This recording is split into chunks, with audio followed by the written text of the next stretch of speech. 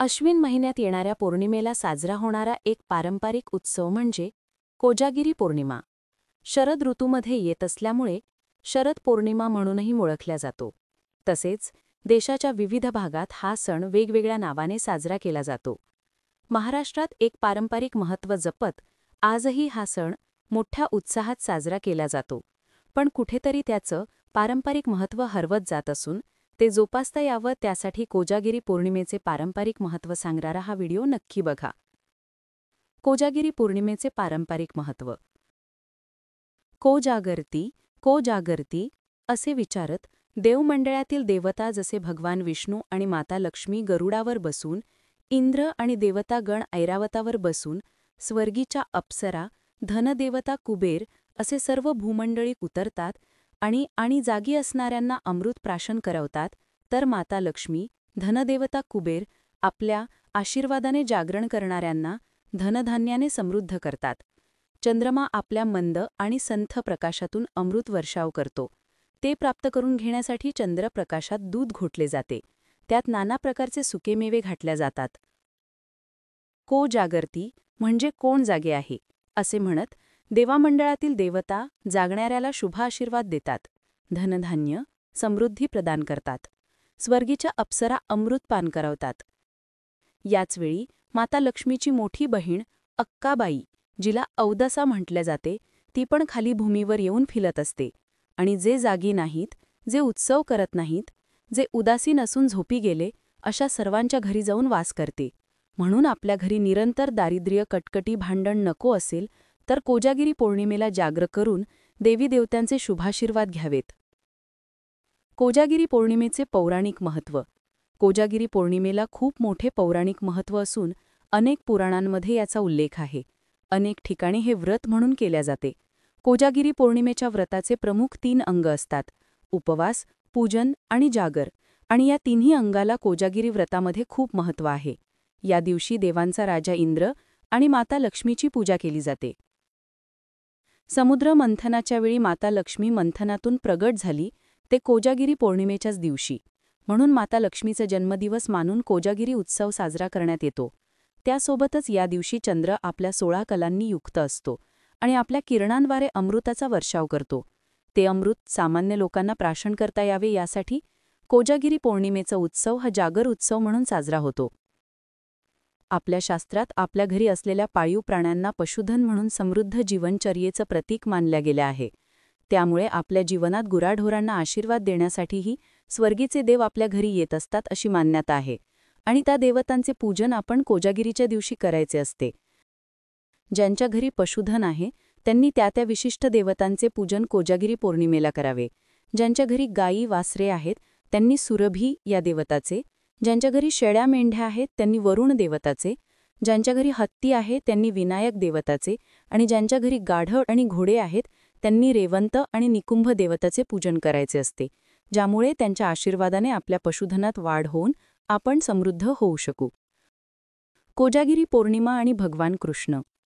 कोजागिरी पौर्णिमा आणि भगवान कृष्ण यांच्यात अतूट नाते आहे. भगवान कृष्णाच्या भक्तीने पूर्णतः रंगून गेलेल्या गोकुळातील समस्त गोपियांना 16 कलांत पारंगत असलेल्या भगवान श्रीकृष्णाकडून रासलीलेचा अमृतमयी प्रेमवर्षाव ग्रहण करता आला, तो याच शरद पौर्णिमेच्या दिवशी. अनेक पुराणांमध्ये या प्रसंगाचे खूपच छान वर्णन आलेले आपण ऐकले असेलच. कोजागिरी पौर्णिमा आणि त्याचे धार्मिक महत्त्व. अनेक पुराणांमध्ये कोजागिरी पौर्णिमा हे व्रत माता लक्ष्मी आणि देवराज इंद्र यांच्या पूजनाचे व्रत म्हणून सांगितले आहे. कोजागिरी हे व्रत आपल्याला गेलेले ऐश्वर्य परत मिळवून देऊन सुखसमृद्धी प्रदान करते. ब्रह्मपुराणात या व्रताचे धार्मिक महत्त्व सांगताना हे व्रत करण्याने आपल्या घराला सुशोभित करून आणि स्वतः स्वच्छ होऊन घरातील मुख्य द्वाराजवळ अग्नी पेटवून त्याचे पूजन करावे आणि पूर्ण दिवस उपवास करून रात्री त्या अग्नीवर दुधाची खीर बनवून चंद्रदेवाला नैवेद्य अर्पण करावा, असा विधी सांगितला आहे. तर पद्मपुराणात हे व्रत 2 दिवसाचे सांगितले असून पहिल्या दिवशी म्हणजे कोजागिरी पौर्णिमेच्या दिवशी उपवास करून रात्री पहिल्या प्रहरी माता लक्ष्मी, इंद्र आणि राजा बली यांच्या प्रतिमेचे पूजन करावे. रात्री देवतांसमूह जागर करून दुसऱ्या दिवशी परत माता लक्ष्मी आणि बळीराजा यांचे पूजन करून त्या दिवशी पारणे फेडावे असे सांगितले आहे. हे व्रत धनधान्य, सुख, ऐश्वर्य, समृद्धी प्राप्त करण्यासाठी केले जाते. माता लक्ष्मीसहित अनेक देवी देवता या दिवशी रात्री भूतलावर फिरत असतात आणि जे जागे आहेत त्यांना शुभाशीर्वाद देतात. कोजागिरी पौर्णिमेचे आरोग्यदायी महत्त्व. कोजागिरी पौर्णिमा ही आरोग्याच्या दृष्टीनेही खूप महत्त्वपूर्ण आहे. खास करून दम्याचे पेशंट यांना या दिवशी दम्यावरचे आयुर्वेदिक औषध देण्यात येते. या दिवशी घेतलेले औषध लवकर लागू पडते असा समज आहे. त्याचबरोबर कोजागिरीला चंद्रप्रकाशात खीर बनवली जाते. जेव्हा दूध आणि तांदूळ हे चंद्रप्रकाशाच्या संपर्कात येतात तेव्हा त्यातली लॅक्टिक ॲसिडची पातळी वाढून आरोग्यासाठी आवश्यक आणि फायदेशीर असणारे बॅक्टेरिया यांच्यात वाढ होते. त्यामुळे चंद्रप्रकाशात बनवलेली ही खीर आरोग्याच्या दृष्टीने खूप फायदेशीर ठरते. त्यासोबतच खिरीमध्ये असलेल्या तांदळात स्टार्चचे प्रमाण जास्त असते, जे शरीरातील जळजळ कमी करते, आतड्याचे आरोग्य सुधारते आणि सामान्य आरोग्य सुधारते. हे चंद्रप्रकाशात शिजलेले अन्न भरपूर पोषक असल्याने ते स्वर्गीय अमृत म्हणून जतन केले जाते. कोजागिरी पौर्णिमा आणि त्याचे खगोलीय महत्त्व. कोजागिरी पौर्णिमेच्या दिवशी चंद्र हा आपल्या पृथ्वीच्या सर्वात जवळ असतो. चंद्राचे गुरुत्वबलाचे मानवी आरोग्यावर खूप चांगले परिणाम दिसून येतात.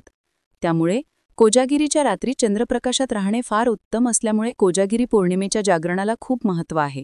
आणि खगोलीयदृष्ट्या चंद्र हा पृथ्वीच्या खूप जवळ असल्याने खगोलशास्त्रज्ञांसाठी ही एक पर्वणीच ठरते. कोजागिरी पौर्णिमा आणि त्याचे ज्योतिष्यशास्त्रीय महत्त्व. ज्योतिष्यशास्त्रानुसार कोजागिरी पौर्णिमेला खूप जास्त महत्त्व आहे. कुंडलीमध्ये बनणाऱ्या दशा, महादशा तसेच चंद्र आणि गुरुचे अशुभ फळ देणं कमी करण्यासाठी कोजागिरी पौर्णिमेला दान करावे असे ज्योतिष्यशास्त्र सांगते. जर आपल्या कुंडलीत चंद्र आणि गुरुची युती अशुभ फळ देत असेल तर आपण कोजागिरी पौर्णिमेला व्रत करून दान करावे. कृषीप्रधान संस्कृतीतील महत्त्वपूर्ण सण. नुकताच पावसाळा संपून येणारी पहिली पौर्णिमा म्हणजे शरद ऋतूतील हे शरद पौर्णिमा, जिला आपण कोजागिरी पौर्णिमा म्हणून पण ओळखतो. यावेळेस नुकतेच नवीन पीक शेतकऱ्यांच्या घरात आलेले असते. निसर्गाने भरभरून दिलेले धान्य शेतकऱ्यांच्या घरात समृद्धी आणते. आणि त्याचसाठीच निसर्गाबद्दल असलेला उपकार्य भाव शेतकरी कोजागिरी पौर्णिमेचा उत्सव साजरा करून व्यक्त करत असतो. निसर्गाबद्दल आपली कृतज्ञता प्रगट करत असतो. या दिवशी घरात आलेल्या नवीन धान्याचे पूजन केले जाते, म्हणून या दिवसाला नवान्न पौर्णिमा सुद्धा म्हटल्या गेले आहे.